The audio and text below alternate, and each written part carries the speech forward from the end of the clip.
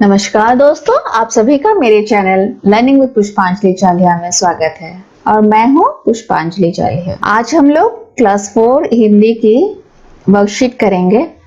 Worksheet मैं डाल रही हूं लगातार ताकि आप लोगों का प्रैक्टिस पूरा हो जाए।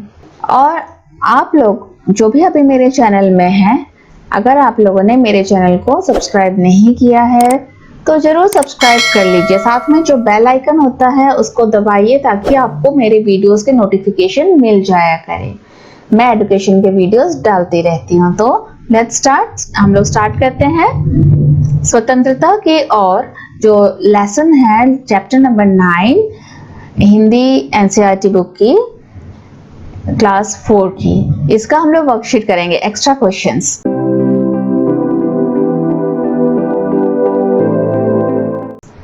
क्वेश्चन नंबर 1, इस कहानी को पढ़कर तुम्हें बापू के बारे में कई बातें पता चली होगी। उनमें से कोई 3 बातें यहाँ लिखो। हम बापू किसे कहते हैं? पहली बात तो ये है, हम महात्मा गांधी जी को ही बापू कहते हैं प्यार से। और उनका पूरा नाम क्या था? हाँ, उनका पूरा नाम मोहनदास करमचंद गांधी था। तो ठीक है, आप लोगों ने स्वतंत्रता की और लेसन पढ़ा होगा। उस लेसन को अगर नहीं पढ़ा है तो डिस्क्रिप्शन बॉक्स में जो लिंक दूंगी उसी से आप लोग पढ़ भी पाएंगे। अब जो प्रश्न का उत्तर है कि गांधी जी के बारे में इस चैप्टर को पढ़ के आपको क्या पता चला? हाँ, आपको जरूर पता चला होगा कि गांधी जी सत्यवादी थे। वे सदा सत्य बोलते थे। गांधी जी अन्याय व हिंसा का विरोध अहिंसा से करते थे। उन्हें हिंसा बिल्कुल भी पसंद नहीं था। गांधी जी चरखे पर सूत काटते थे। वे सिर्फ सूत ही नहीं काटते थे, वे सूत काट के अपना कपड़ा खुद बोते भी थे। नेक्स्ट, धनी की माँ चूल्हा फूंक रही थी। यह हमने चैप्टर में पढ़ा था। धनी की माँ खाना पकाने के लिए चूल्हे का इस्तेमाल करती थी। नीचे कुछ चित्र बने हैं, इनके नाम पता करो और लिखो। इनमें कौन कौन से ईंधन का इस्तेमाल किया जाता है? ईंधन यानी कि फ्यूल। और तुम्हारे घर में खाना पकाने के लिए इनमें से किसका इस्तेमाल किया जाता है? चित्र तो आपको बुक में ही मिलेगा। पहला जो है स्टोव का है चित्र, फिर चूल्हा का, गैस स्टोव का, अंगीठी का। जो स्टोव है वो मिट्टी के तेल से जलता है, चूल्हा लकड़ी से जलती है, गैस स्टोव गैस से जलती है, अंगीठी कोयला से जलती है। हमारे घर में खाना पकाने के लिए गैस स्टोव का इस्तेमाल किया जाता है। इसी तरह से आपके घर में किसका इस्तेमाल किया जाता है आप लिखेंगे। नेक्स्ट क्वेश्चन, धनी ने गांधी जी से सुबह के समय बात करना क्यों ठीक समझा होगा? धनी ने गांधी जी से सुबह के समय बात करना ठीक समझा होगा। सुबह के समय गांधी जी आश्रम में टहलते थे। उस समय उनके पास कोई काम नहीं होता था, क्योंकि धनी को पता था कि गांधी जी जरूर टहलेंगे। वो रोज सुबह टहलते हैं और उनके पास दूसरे लोगों की भीड़ भी नहीं होगी और दूसरा काम भी नहीं होगा। नेक्स्ट, धनी बिन्नी की देखभाल कैसे करता था? बिन्नी जो बकरी है उसकी देखभाल धनी करता था। तो कैसे करता था? धनी बिन्नी को हरी हरी घास खिलाता था, बर्तन में पानी पिलाता था, आश्रम में उसको लेकर घूमता था, उसका पूरा पूरा ख्याल रखता था। धनी को यह कैसे महसूस हुआ होगा कि आश्रम में कोई योजना बनाई जा रही है? उत्तर, आश्रम में सभी लोग गांधी जी के साथ बैठकर गंभीर बात कर रहे थे। गांधी जी उन्हें कुछ न कुछ निर्देश भी दे रहे थे। इन सब से धनी को लगा कि आश्रम में कोई योजना बनाई जा रही है। नीचे कहानी में आए कुछ शब्द लिखे हैं। कक्षा में 4-4 के समूह में एक एक चीज के बारे में पता करो, जैसे कि स्वतंत्रता, सत्याग्रह, खादी, चरखा। तो स्वतंत्रता यानी कि आजादी। भारत में एक लंबे समय के बाद स्वतंत्रता प्राप्त की थी। बहुत दिन भारत देश गुलाम था। अंग्रेजों ने भारत पर कब्जा करके इसे गुलाम बना लिया था। स्वतंत्रता पाने के लिए कई वीरों ने बलिदान दिया था। तब जाकर हमें 15 अगस्त 1947 में स्वतंत्रता प्राप्त हुई थी।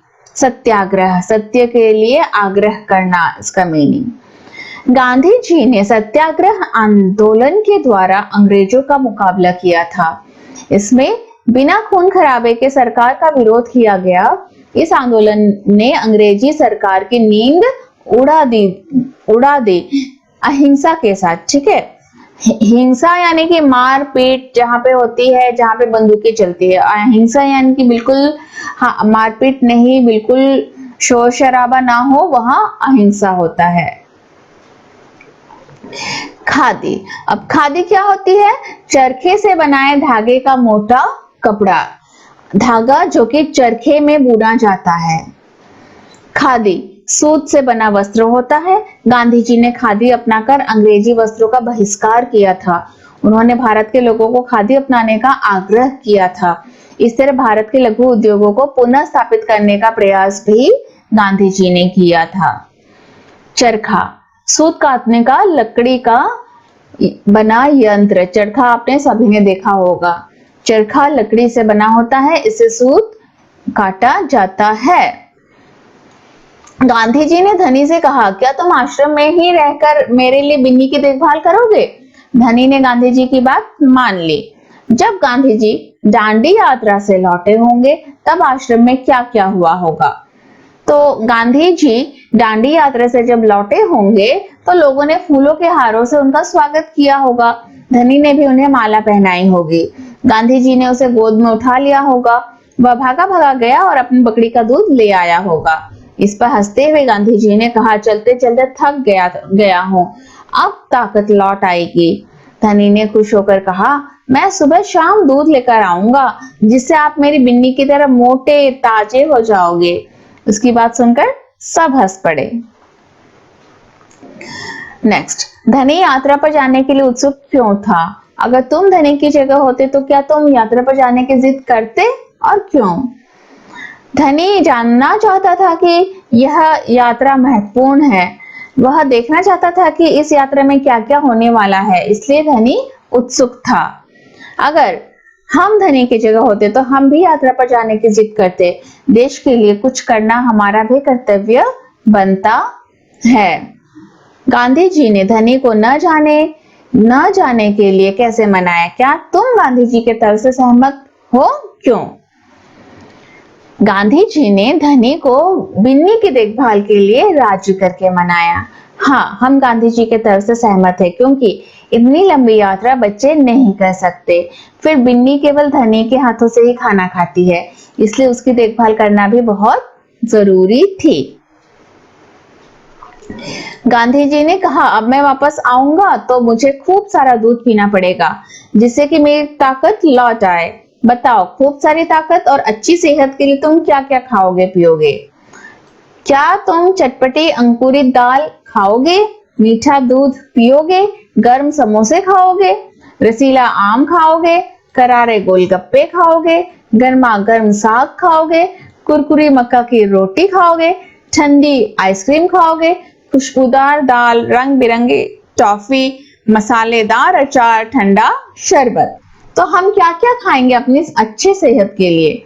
चटपटी अंकुरित दाल, जिसमें कि अंकुर निकल जाती है। हम जब एक दिन भिगो के रखते हैं तो नेक्स्ट डे में हमें स्प्राउट्स मिलते हैं। मीठा दूध, कुरकुरी मक्का की रोटी, रसीला आम, गर्मा गर्म साग, खुशबूदार दाल, ये सब हेल्दी खाना ही हमें खाना चाहिए। अभी तुमने जिन खाने पीने की चीजों के नाम पढ़े उनकी विशेषता बता रहे हैं ये शब्द, जैसे कि चटपटी, मीठा, गर्म, ठंडा, कुरकुरी, ये उसकी विशेषता बता रही है। नीचे लिखी चीजों की विशेषता बताने वाले शब्द सोच कर लिखो, जैसे कि हलवा, हलवा मीठी हलवा, पेड़, बहुत लंबा पेड़, नमक, बिल्कुल सूखा या फिर सफेद नमक, चींटी, छोटी सी चींटी, पत्थर, बड़ा पत्थर, कुर्ता, चमकीला कुर्ता, कुर्ता की विशेषता बता रही है। चश्मा, गोल चश्मा, किस तरह का चश्मा है ये बता रही है। झंडा, तिरंगा झंडा। इस तरह से हम लोग किसी भी चीज की विशेषता बताते हुए भी बात करते हैं या लिखते हैं। नीचे लिखे शब्दों में सही जगह पर या लगाओ। या यानी कि चंद्र बिंदु लगाना है, जैसे कि यहाँ लिखा है धुआं, कुआं, फूंक, कहा, स्वतंत्र, बाद स्वतंत्र बन रहा है, isn't it? तो धुआं, कुआं, फूंक, कहा, स्वतंत्र, बांध, माँ, गांव, बंद गोभी, इंतजार, पसंद, इस तरह से या लगानी है। धनी को बिन्नी की देखभाल करने की जिम्मेदारी दी गई थी। इनकी क्या क्या जिम्मेदारियां थी? धनी तो बिन्नी की देखभाल करता था। अब माँ और पिता, इनकी जिम्मेदारियां क्या क्या थी? या फिर बिंदा की?